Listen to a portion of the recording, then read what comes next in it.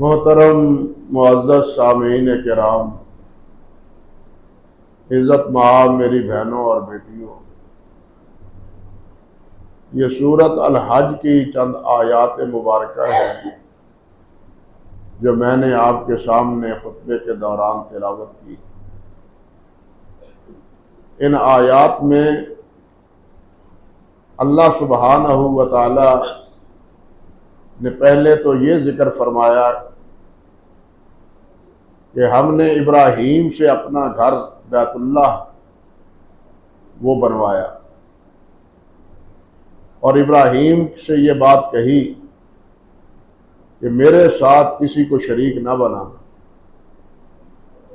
اور اس گھر کو ہر قسم کی آلودگی کے لیے آلودگی سے طواف کرنے والے، یہاں کھڑے ہو کے عبادت کرنے والے، قیام کی صورت میں، رکوع اور سجدے کی صورت میں عبادت کرنے والے، ان کے لیے اس جگہ کو پاک اور صاف رکھنا، کسی قسم کی آمیزش یا کسی قسم کی بھی گندگی یہاں نہیں ہونی چاہیے۔ یہ گھر بنوا کے پھر اللہ سبحانہ و تعالیٰ نے ابراہیم علیہ السلام کو یہ حکم دیا کہ اب لوگوں کو میں یہ اعلان کرو کہ لوگوں، اللہ کا گھر بن گیا ہے، اور تم اس گھر کی زیارت کے لیے یہاں کا قصد کرو، اور یہاں آ کے اللہ ذوالجلال والاکرام کی بندگی اور عبادت کرو۔ چنانچہ حضرت ابراہیم علیہ السلام نے آواز لگائی کہ لوگوں، اللہ سبحانہ و تعالیٰ کا گھر بن گیا ہے، اور تم آؤ اور اس گھر کی زیارت کرو۔ قصہ مختصر اللہ نے جو اس میں فرمایا ہے، یاتوک رجالا وعلی کل ضامر یاتین من کل فج عمیق، کہ لوگ آئیں گے تیرے پاس پاپیادہ بھی، یعنی اللہ کے گھر کے لیے پاپیادہ، پہلے پیدل چل کے، وعلی کل ضامر، ہر کمزور اونٹ پر، یعنی ہر کسی کو جو بھی اونٹ انہیں یا سواری میسر آئے، وہ طاقتور ہو یا سفر کر کر کے تھک گئی، یاتین من کل فج عمیق، فرمایا کہ دور دراز کا سفر کر کے وہ یہاں پہنچیں گے اور اس گھر کو آباد کریں گے، اس گھر کا طواف کریں گے، اس گھر میں اللہ کی عبادت کریں گے۔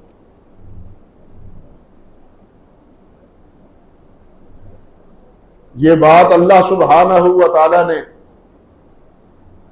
آج سے کوئی 4000 سال پہلے فرمائی تھی، اور آج ہم اپنی آنکھوں سے اس وقت سے لے کے اب تک اور اب بھی اپنی آنکھوں سے اس کی صداقت دیکھ رہے ہیں کہ پوری دنیا سے سفر کر کر کے اللہ اکبر کبیرہ اس گھر کی حاضری کے لیے حاضر ہوتے ہیں، اور پھر اس کے بعد حج کے جو چند ضروری مسائل ہیں قربانی کے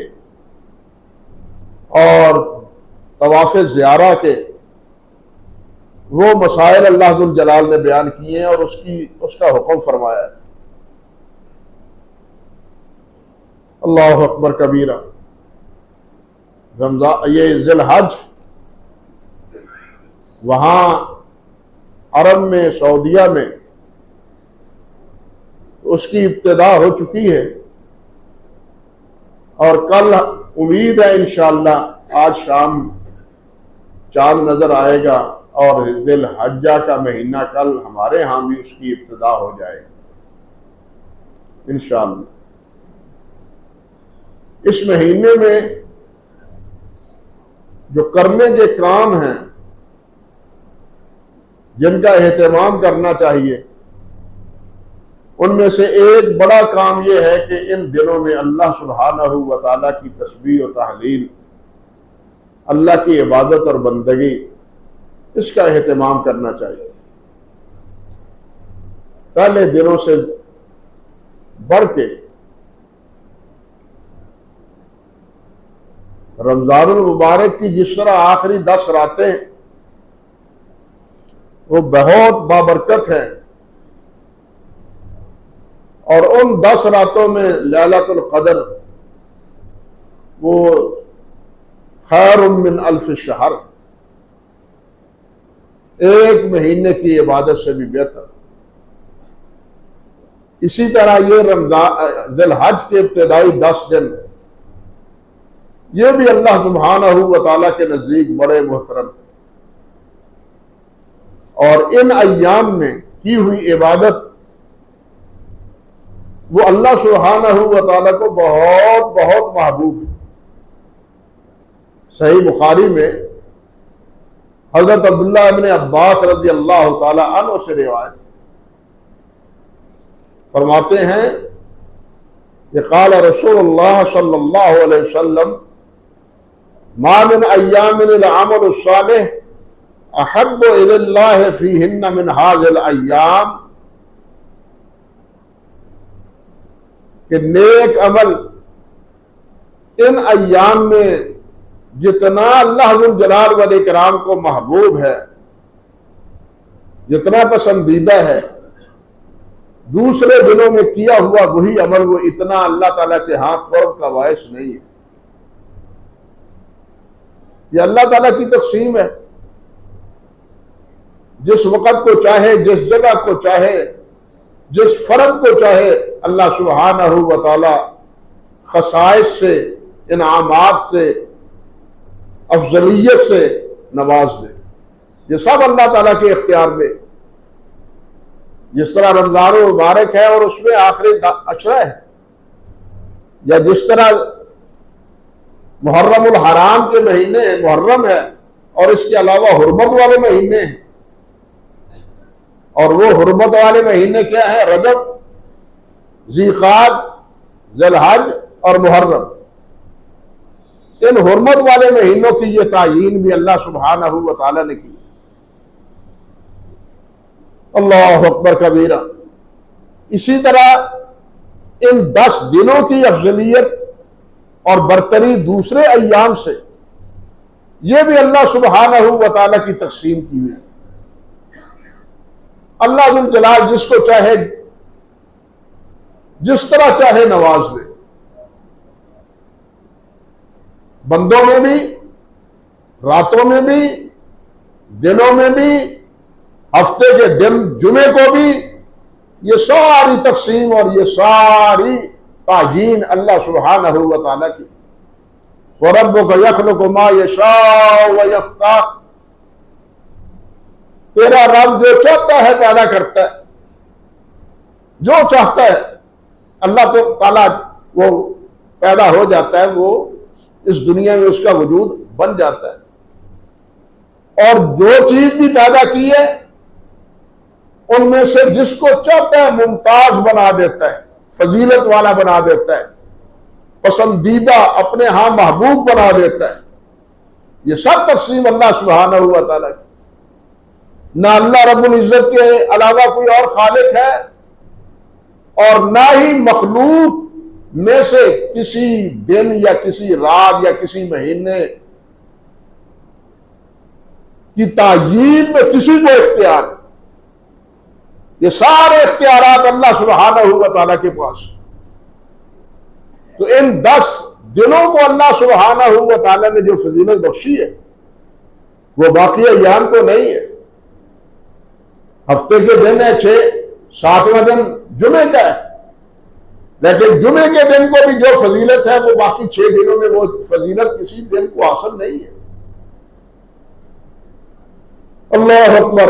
تو آپ نے فرمایا ما من ایام العمل الصالح احب الی اللہ فیہن، جتنا اللہ ذوالجلال کو ان دنوں میں نیک عمل محبوب ہے، نیک عمل بہرحال نیک ہے، نیک عمل ہی اللہ ذوالجلال کو محبوب ہے، لیکن وہ نیک عمل بھی کرنے کے ایام، اوقات یہ بھی اللہ سبحانہ و تعالیٰ نے بتلا دیا.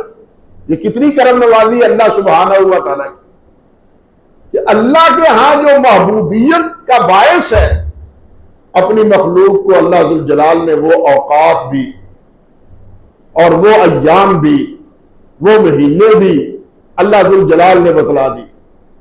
اب یہ تو ہماری مرضی ہے کہ ہم اللہ ذوالجلال کی محبوبیت کو پائیں یا نہ پائیں. اللہ نے تو بتلا دیا ہے, اللہ نے تو سمجھا دیا ہے کہ یہ چیز میرے نزدیک محبوب ہے. تو یہاں بھی ان 10 دنوں میں نیک عمل اللہ ذوالجلال کو بہت محبوب ہے. اللہ کی تسبیحات, قرآن مجید کی تلاوت, اللہ کی راہ میں صدقہ خیرات, ان دنوں میں روزے کا اہتمام, یہ اللہ ذوالجلال کو بہت محبوب ہے. قالوا ولا جہاد فی سبیل اللہ, صحابہ کرام رضوان اللہ علیہم اجمعین نے عرض کیا حضور کیا اللہ کی راہ میں جہاد کا درجہ بھی ان دنوں وہ نہیں ہے جو نیک عمل کا ہے؟ تو نبی علیہ السلام نے فرمایا ولا جہاد فی سبیل اللہ, جہاد بھی نہیں, جہاد بھی نہیں اللہ مگر ایک صورت ہے, رجل خرج بنفسہ ومالہ ثم لم یرجع من ذلک بشیء. ہاں وہ آدمی جو اپنا مال بھی لے گیا, آپ بھی چلا گیا, مال بھی اللہ کی راہ میں خرچ کر دیا اور اپنی جان بھی اللہ ذوالجلال کے سپرد کر دی, جہاد میں شہید ہو گیا, اس کا یہ عمل ان دنوں میں نیکیوں کے برابر تو ہو سکتا ہے, ورنہ کوئی اور نیک عمل جو ہے وہ ان دنوں نیکیوں کو نہیں پہنچ سکتا. یہی وجہ ہے کہ صحابہ کرام اور تابعین اعظام ان دنوں میں جتنا اہتمام کرتے تھے تسبیح و تحلیل کا, حضرت ابو ہریرہ رضی اللہ تعالی عنہ, حضرت عبداللہ بن عمر رضی اللہ تعالی عنہ, ان سے منقول ہے کہ وہ ان دنوں میں بازار میں نکل جاتے اور بازار میں جا کے اونچی آواز سے تکبیرات اور تسبیحات پڑھتے تاکہ لوگ بیٹھنے والے جو کاروبار میں مصروف ہیں وہ بھی دیکھ کے دکانوں پر بیٹھے ہوئے تکبیر و تحلیل میں وہ بھی مصروف ہو جائیں. نیکی کو دیکھ کے بسا اوقات نیکی کرنے کو جی چاہتا ہے بشرطے کے دل میں کچھ ایمان ہو, بشرطے کے دل میں کچھ ایمان ہو. نیکی کو دیکھ کے, نیک لوگوں کے حالات پڑھ کے, صحابہ کرام رضوان اللہ علیہم اجمعین کے حالات پڑھ کے, انبیاء کرام علیہم السلام کی سیرتیں پڑھ کے انسان کی طبیعت مچلتی ہے, نیکی کی طرف اس کا رجحان بڑھتا ہے. یہی طریقہ حضرت عبداللہ بن عمر اور حضرت ابو ہریرہ رضی اللہ تعالی عنہ کا. حضرت سعید بن جبیر رحمۃ اللہ علیہ تابعین میں بڑا نام ہے, ان کے بارے میں منقول ہے کہ وہ ان دنوں میں اتنا اجتہاد کرتے, محنت کرتے اللہ کی بندگی میں, اطاعت میں, فرم برداری میں, ذکر و اذکار میں, کہ دوسرے دیکھنے والے ششدر رہ جاتے, اتنا اہتمام کرتے تھے.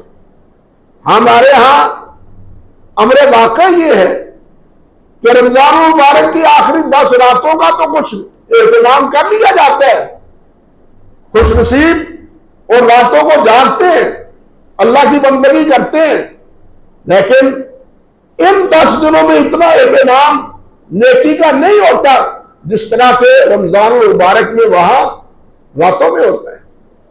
اب یہاں یہ بھی کیوں ہے, بڑا بات سمجھے, یہ ہے اس لیے کہ رمضان میں ایک ماحول بنا ہوا ہوتا ہے نیکی کا, رمضان میں ایک نیکی کا ماحول بنا ہوا ہوتا ہے, رجحان ہوتا ہے, اور اللہ کی طرف سے بھی فرشتے آواز دے رہے ہوتے ہیں یا داعی الخیر اقبل, یا داعی الخیر اقبل, نیکی کرنے والوں اور نیکی کرو, نیکی کرنے والوں اور نیکی کرو.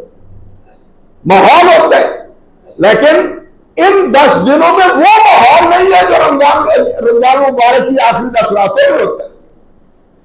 اس ماحول کے نہ ہونے کی وجہ سے ذی الحج کے یہ 10 دن ہم ایسے ہی ضائع کر دیتے، کوئی اس میں ہمارے اندر تبدیلی رونما نہیں ہوتی، دوسرے ایام سے اس دنوں میں کوئی نمایاں فرق محسوس نہیں ہوتا۔ حالانکہ ہر ایک کو یہ سوچنا چاہیے کہ پہلے دنوں کے مقابلے میں یہ جو اللہ سبحانہ و تعالیٰ نے نیک اعمال کو محبوبیت کا درجہ دیا ہے، ہمارے اندر کیا انقلاب آیا، کتنا پڑا ہے، اپنے ورد و وظیفہ، تسبیح و تحلیل، تلاوت قرآن مجید، اس میں کیا اضافہ کیا ہے؟ پہلے کتنا پڑھتے تھے، اب کتنا پڑھتے ہیں؟ ہم سب کو اس کا حساب کرنا چاہیے۔ اگر تو ہم پہلے سے اضافہ کیا ہے ہم نے، تو گویا ہم نے ان دنوں کی قدر کی ہے، اور اگر پہلے دنوں میں کوئی کے مقابلے کوئی اضافہ نہیں کیا تو پھر گویا کہ ہم نے ان دنوں کی کوئی قدردانی نہیں کی۔ اس لیے بھائیوں، ان ایام میں اللہ کی تسبیح و تحمید، قرآن مجید کی تلاوت، اگر توفیق اللہ عطا فرما دے تو ہوگا، اور اللہ کی راہ میں انفاق، یہ سب دیکھیے یہ کام کرے، اللہ سب کو توفیق عطا فرمائے۔ اور دوسرا عمل جو 10 کو سب سے زیادہ محبوب ہے اللہ الجلال کے ہاں، وہ قربانی کا ہے۔ اللہ کی راہ میں قربانی کرنا، اللہ کی خوشنودی کے لیے، اللہ کی رضا کے لیے۔ اور یہ جہاں سنت ابراہیمی ہے وہاں سنت مصطفی بھی ہے، بلکہ یہ دین کا شعار ہے، دین کا ایک شعار ہے۔ شعار اس کو کہتے ہیں جو علامت ہو، علامت کو شعار کہتے ہیں۔ گویا کہ قربانی کرنا یہ مسلمانوں کا اور دین کا ایک شعار ہے کہ ان 10 تاریخ کو اور ایام تشریق میں یہ حضرات اللہ کی خوشنودی کے لیے قربانی اللہ کے حضور پیش کرتے ہیں۔ اور قربانیوں کا یہ ذکر اللہ اکبر اس امت کے لیے نہیں ہے، یا صرف ابراہیم علیہ السلام کے بعد ہی اس کی ابتدا نہیں ہوئی، بلکہ قربانی کا یہ ذکر اس وقت سے ہے جب سے اللہ سبحانہ و تعالیٰ نے انسان کو پیدا کیا۔ اللہ جلال نے سورۃ المائدہ میں حضرت آدم علیہ السلام کے 2 بیٹے حابیل اور قابیل کی قربانی کا تذکرہ کیا ہے۔ 2 بیٹوں نے قربانی کی۔ اللہ جلال فرماتے ہیں وَاتْلُ عَلَيْهِمْ نَبَأَ ابْنَيْ آدَمَ بِالْحَقِّ إِذْ قَرَّبَا قُرْبَانًا فَتُقُبِّلَ مِنْ أَحَدِهِمَا وَلَمْ يَتَقَبَّلْ مِنَ الْآخَرِ۔ اللہ فرماتے ہیں اس وقت کو یاد کرو جب 2 بھائیوں نے قربانی، آدم کے 2 بیٹوں نے، 2 بھائیوں نے قربانی کی تھی۔ ایک کی قربانی قبول ہو گئی، دوسری قربانی قبول نہ ہوئی۔ اس وقت قبولیت کی ایک علامت ہوتی تھی، اللہ اکبر کبیرہ۔ آدم علیہ السلام سے لے کے نبی علیہ السلام کی تشریف آوری تک،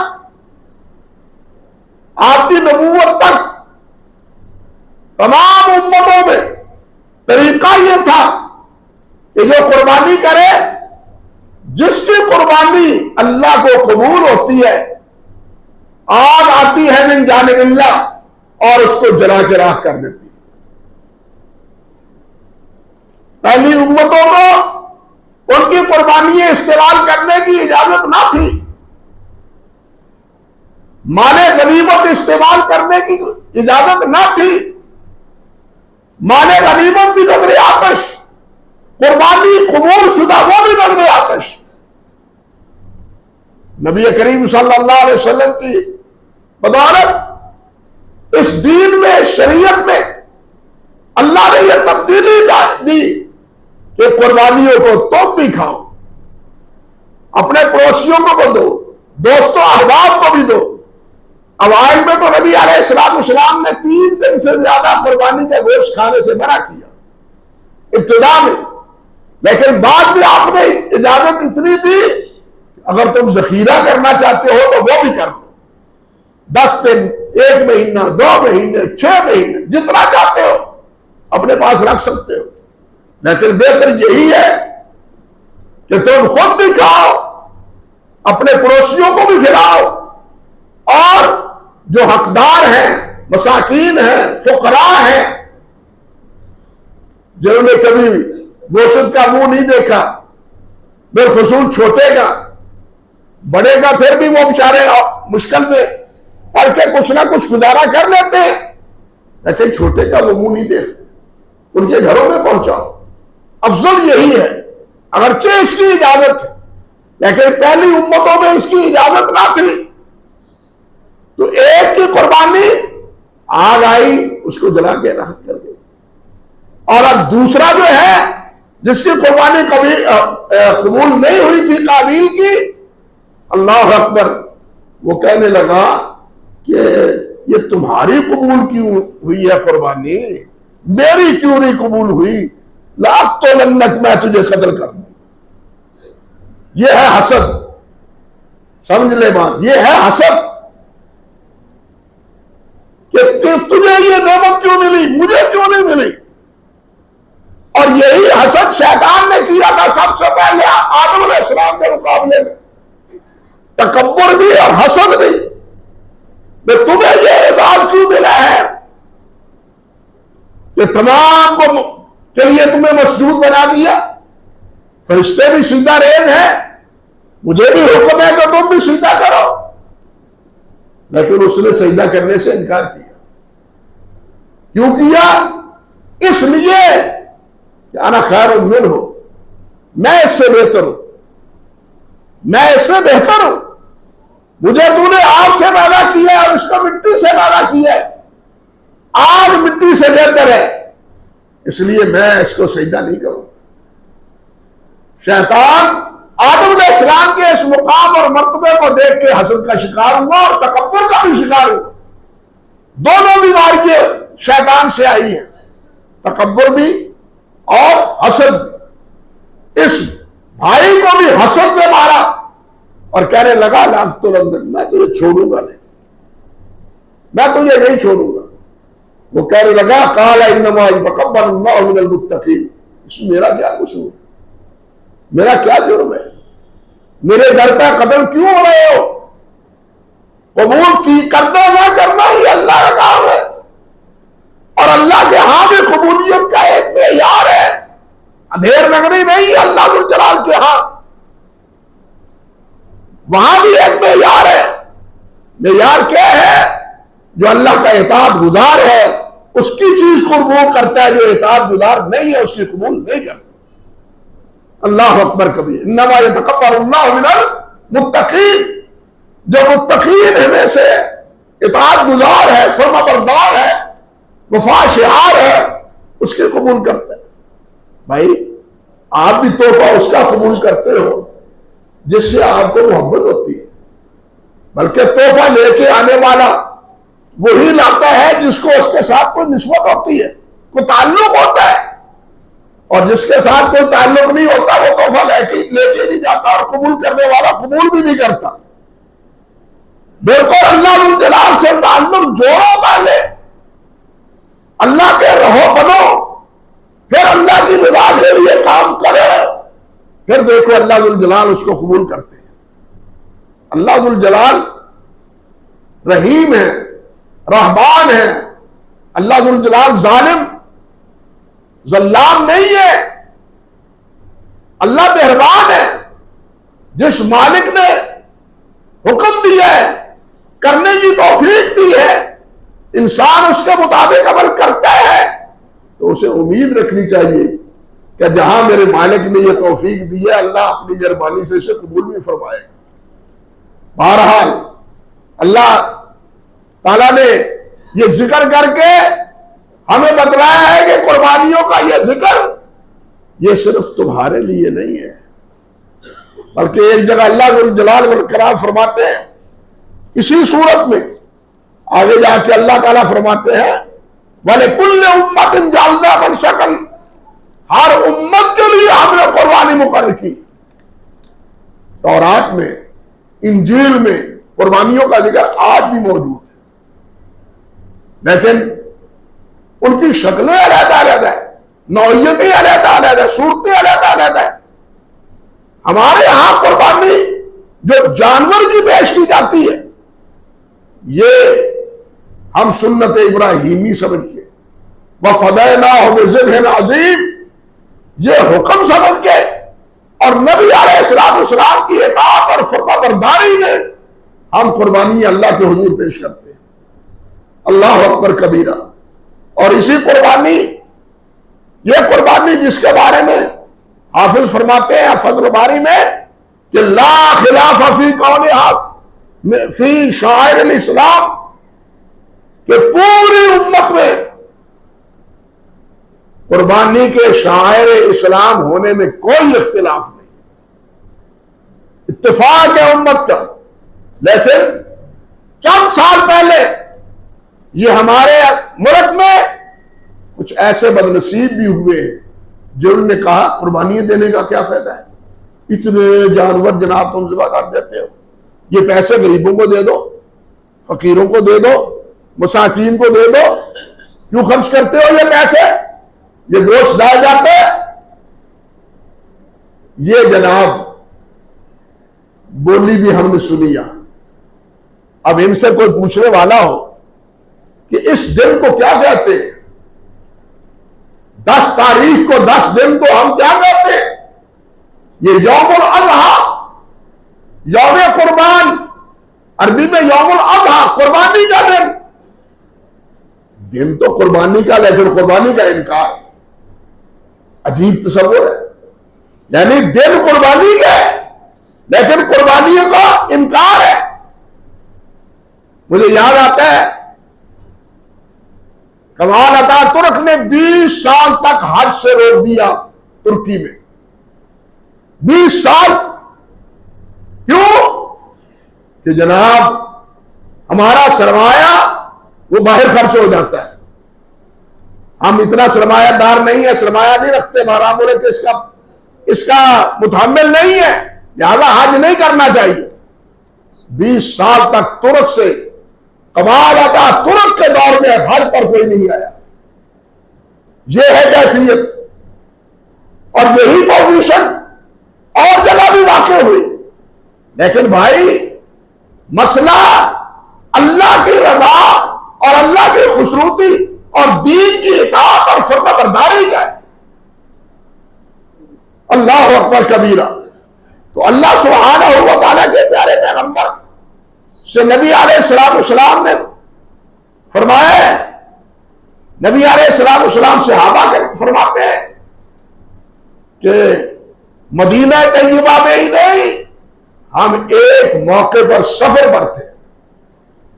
حضرت جابر سے غالباً روایت ہے رضی اللہ تعالیٰ عنہ، حضرت عبداللہ بن عباس ہی سے، قلنا مع رسول اللہ صلی اللہ علیہ وسلم فی سفر فحضر الاضحیٰ فاشترکنا فی البقرہ 7 وفی البعیر 10. جامع ترمذی کی روایت، صحیح ابن خزیمہ کی روایت، سنن نسائی کی روایت. فرماتے ہیں کہ ایک سال قربانی کا دن سفر میں آیا اور نبی علیہ السلام نے سفر کے دوران ادھر ادھر سے اونٹ پکڑ کے، جانور پکڑ کے قربان کی. اور ہم نے بھی قربانی کی، اور ساتھ یہ فرمایا کہ گائے میں ہم 7 شریک ہوئے اور اونٹ میں 10 شریک ہوئے. اونٹ میں لہذا 10 افراد کی شراکت بھی درست ہے. گائے میں 7 بل اتفاق، اونٹ میں 2 رائے ہیں، 7 بھی اور 10 بھی. 10 کی یہی دلیل ہے حضرت عبداللہ بن عباس رضی اللہ تعالیٰ عنہ کی. دوسری بات دیکھیے، یہ صبر کی حالت. صحابہ فرماتے ہیں، حضرت جابر اپنے روایت کرتے ہیں، حضرت جابر فرماتے ہیں کننا نسمر الاضحیہ بالمدینہ وقال المسلمون یسمرون. ہم مدینہ طیبہ میں قربانیوں کو کھلا پلا کے موٹا کرتے تھے، ان کی خدمت کرتے تھے. وقال المسلمون یسمرون، اور تمام مسلمان وہ بھی اسی طرح قربانیوں کو کھلا پلا کے موٹا تازہ کرتے تھے. یہ کہاں کی بات ہے؟ مدینہ طیبہ کی. جو انکار کرے یہ تو حج کا مسئلہ ہے، حج کا مسئلہ یہاں نہیں. لیکن یہ بھی شیطان کا جھانسا ہے، اسی لیے عرض کر رہا ہوں، صحابی فرماتے ہیں کہ مدینہ میں ہم اس طرح کرتے تھے۔ اور اس سے یہ بھی پتہ چلا آج کل جو ایک طریقہ چل نکلا ہے، بلکہ اب تو وہ کمرشل بنیادوں پر کام شروع ہو گیا ہے، کمرشل بنیادوں پر۔ وہ کیا؟ اجتماعی قربانی، اشتہار چھپتے ہیں، اس کے لیے جناب تنظیمیں انہوں نے کام سنبھال رکھا ہے، اجتماعی قربانی۔ بعض مدارس والے بھی یہی کرتے ہیں، اجتماعی قربانی۔ بھائی ایک قربانی میں 7 شریک ہو جاتے ہیں، ٹھیک ہے، لیکن اجتماعی قربانی میں کیا ہوتا ہے کہ آپ نے قربانی اس کے سپرد کر دی، پیسے اس کے سپرد کر دیے۔ حکم یہ ہے کہ جب قربانی کی جائے اس قربانی کے پاس خود کھڑا ہو۔ حضرت فاطمہ الزہرا رضی اللہ تعالی عنہا سے نبی علیہ السلام نے فرمایا تھا، فاطمہ تمہاری قربانی ہونے والی ہے، ذبح ہونے والی ہے، تم جاؤ قربانی کے پاس جاؤ، اس کو پکڑو، جانوروں کو پکڑو۔ مسئلہ تو یہ ہے، لیکن اجتماعی قربانیوں سے جانوروں کو پر مالک نہیں پہنچتا، مالک نہیں پہنچتا۔ قربانی کرنے قربان جانور کی خدمت مدارت نہیں کی جاتی، دونوں چیزیں نہیں ہوتی۔ بس پیسے دے دیے اور اپنے آپ کو بری الذمہ سمجھا، اب وہ جانے اور اس کا کام جانے۔ اللہ کے بندو، قربانی کے جانور سے پیار، اس سے محبت، اس کو کھلانا، اس کو پلانا، ان کو نہلانا، اس کو سنوارنا، یہ سب قربانی کے ساتھ تعلق رکھتی ہے بات۔ لیکن اجتماعی قربانی میں یہ صورتیں پیدا نہیں ہوتی، اور آج کل جو کمرشل بنیادوں پر یہ کام شروع ہو چکا ہے، اور ہمیں دو ہمیں دو ہمیں دو، یہ طریقہ بالکل نامناسب ہے، یہ طریقہ درست نہیں ہے، اس سے اجتناب کرے، یہی بہتر ہے۔ تو بہرحال نبی علیہ السلام نے فرمایا قربانی کے بارے میں، من رأى حلالة الحج وأراد أن يضحي فلا يأخذ من شعره وأظفاره حتى يضحي۔ فرمایا کہ جو قربانی کرنا چاہتا ہے اسے چاہیے کہ ذی الحج کا چاند دیکھنے کے بعد وہ اپنے بال نہ کٹائے، اپنے بال نہ کٹائے، اپنے ناخن نہ کٹائے، جب قربانی ہو جائے پھر بال کٹائے۔ اور قربانی ہونے کا مقصد کیا ہے کہ قربانی کے ذبح ہونے کا جو وقت ہے، قربانی کے ذبح ہونے کا یہ وقت ہے، حتیٰ تبلغ الحدی محلہ، جب قربانی اپنی جگہ پر پہنچ جائے پھر یہ دوسرا قربانی بھیجنے والا حلال ہو سکتا ہے۔ یہاں بھی یہی صورت ہے، یہ نہیں کہ ذبح ہونے کے بعد۔ ذبح کا وقت کیا ہے؟ ذبح کا وقت ہے نماز کے بعد، عید الاضحیٰ کے بعد، عید الاضحیٰ سے پہلے نہیں، بلکہ عید الاضحیٰ سے پہلے جو قربانی کرتے ہیں، نبی علیہ السلام نے فرمایا وہ اپنے پیٹ کے لیے کرتے ہیں، وہ اللہ کی رضا کے لیے نہیں کرتے۔ ایک قوم ایسی ہے، کیا عرض کروں، ایک قوم ایسی بھی ہے بدنصیب جو عید پڑھنے سے پہلے تو خدا صبح کی نماز سے بھی پہلے قربانی کر لیتے، صبح کی نماز سے پہلے قربانی کر لیتے، اللہ اکبر کبیرہ۔ اور بعض ہیلا جو ایسے بھی ہیں، افسوس ہوتا ہے، وہ کہتے ہیں بھائی اگر تم نے پہلے قربانی کرنی ہے نا، وقت سے گوشت کھانا ہے نا، تو اپنی قربانی کو کسی گاؤں میں بھیج دو، وہاں عید تو پڑے گی نہیں۔ مسئلے کی بنیاد یہ ہے کہ عید اور جمعہ وہ شہروں میں ہوتا ہے، گاؤں میں نہیں ہوتا، لہذا ان پر تو یہ عید پڑھنے کا حکم ہی نہیں ہے، اس لیے آپ وہاں بھیج دیں، وہاں جب بھی وہ قربانی کر لیں گے تمہاری قربانی بھی ہو جائے گی۔ انا للہ و انا الیہ راجعون۔ دین میں اس قسم کے ہیلے کی کوئی گنجائش نہیں۔ نبی علیہ السلام نے صاف لفظوں میں فرمایا ہے کہ سب اول یومن، آج پہلے دن، نبدأ بہی فی یومنا ھذا نصلی، آج سب سے پہلے ہم نماز پڑھیں گے، ثم نرجع، پھر ہم واپس جائیں گے نماز پڑھ کے، فننحر، پھر ہم جا کے نہر کریں گے، قربانیاں کریں گے۔